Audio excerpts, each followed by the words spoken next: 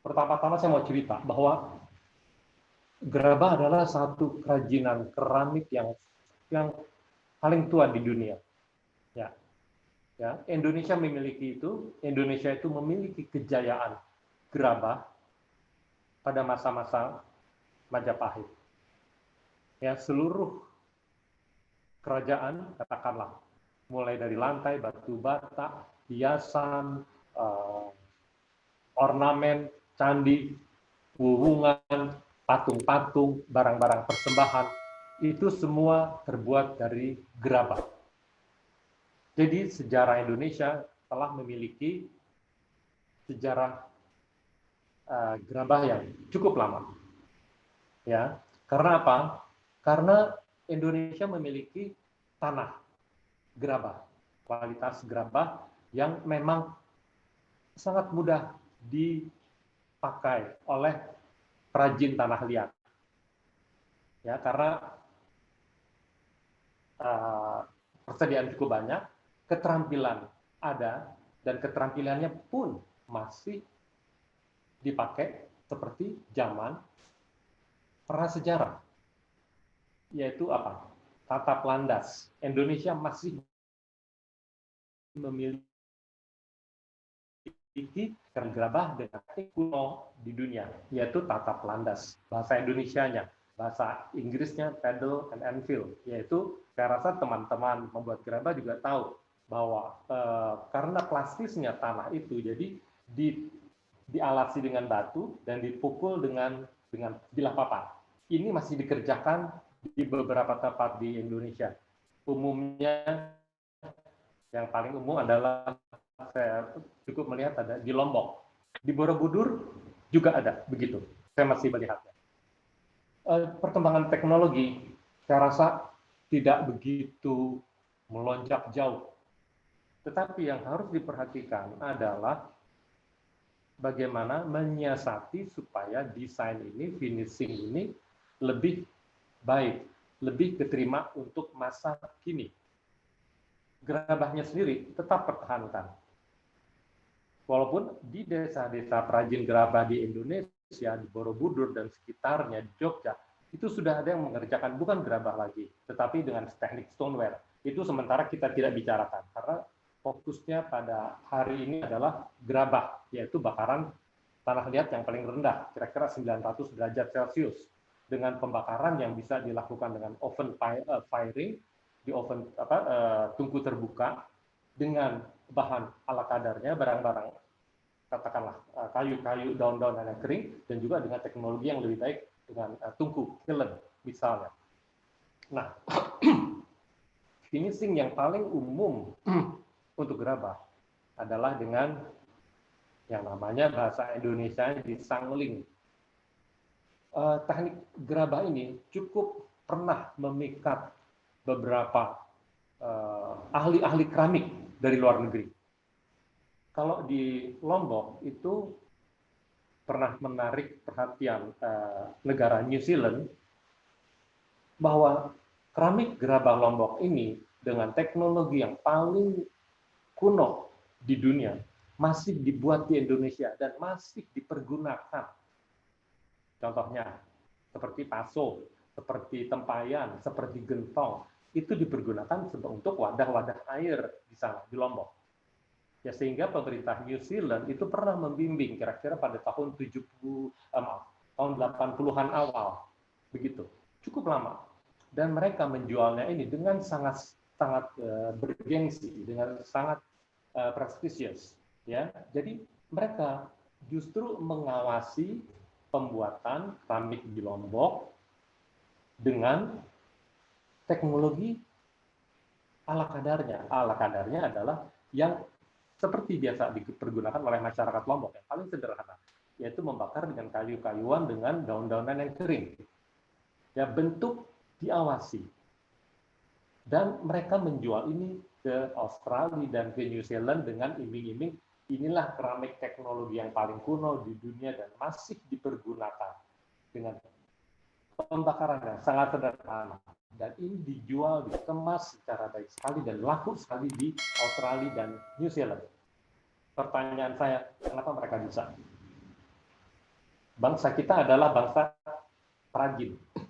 Tetapi saya tidak ingin bangsa kita terjebak menjadi bangsa tukang, yang karena orang lain yang bisa menjualnya, yang bisa mengawasinya, kita hanya bisa melakukan kalau diawasi aja, kalau ada yang menjualkan saja.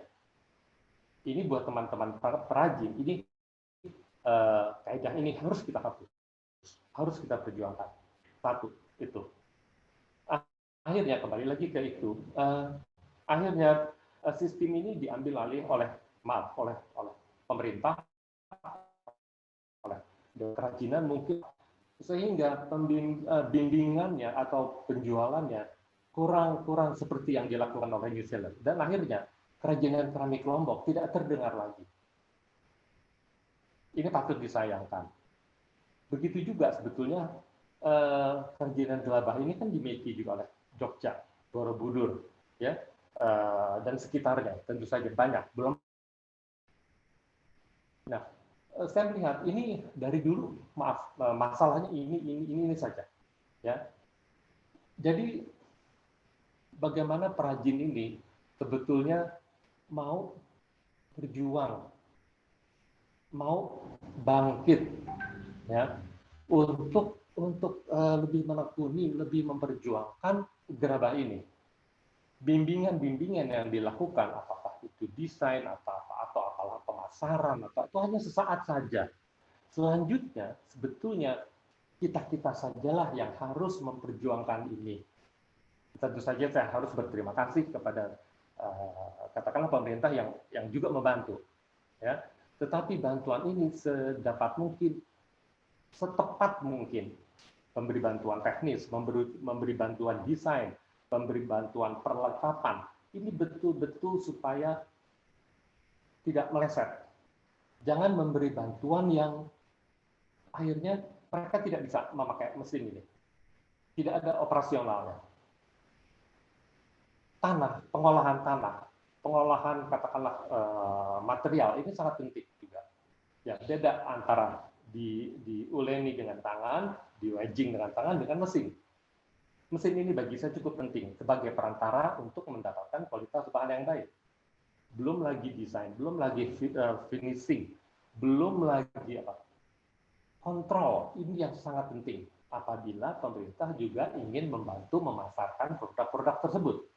Jangan sampai produk-produk yang baik pada awal-awalnya, begitu mendapat order lagi, kualitas menurun. Ini akan sangat mengecewakan pembeli untuk berikutnya. Nah, mental seperti ini sebetulnya yang harus dijaga oleh kita ini. Jangan setiap kali berteriak, bantulah kami, mana pemerintah? Ya, jadi sebetulnya finishing gerabah sama-sama aja. Desain, nah masalah desain terus berkembang, ya, dengan teknologi yang bisa lama maupun yang baru. Karena tanah liat ini, gerabah ini memiliki plastisitas yang paling liat, paling plastis di antara tanah-tanah yang lain. Jadi memiliki keunggulan juga. Jadi pergunakanlah teknik yang Anda sudah ketahui untuk membuat macam-macam sesuai dengan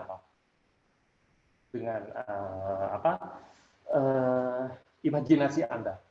Oke, terima kasih Ibu, juga kepada Departemen Perhubungan, kepada Ibu Endang Budi Karya yang telah memprakarsai acara ini, yang semoga berguna bagi para pembuat perajin gerabah di wilayah Jogja dan Borobudur.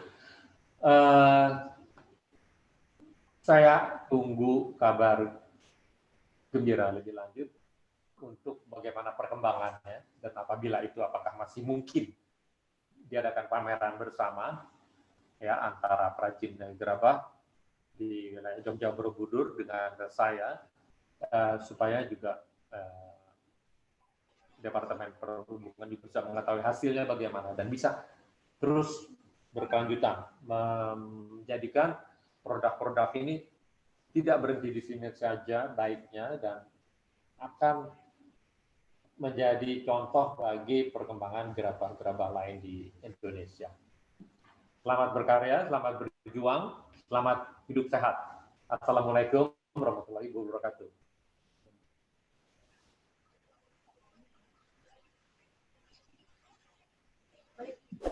Baik, terima kasih Pak Widayanto. Terima kasih teman-teman peserta yang sudah dengan setia mengikuti Zoom sharing kali ini. Kami mengucapkan terima kasih banyak Pak Widayanto atas bekal ilmunya. Mudah-mudahan ini bisa membuka wawasan dan juga semangat baru bagi para pengrajin kita. Untuk itu, saya izin untuk menutup acara Zoom meeting kali ini, Pak. Jangan lupa kami tunggu program galeri bersama Pak Widayanto. Jangan lupa ya Pak, kita sangat menanti-nanti itu. Baik, terima kasih Pak. Wassalamualaikum warahmatullahi wabarakatuh. Om Santi Santi Santi Om. Terima kasih.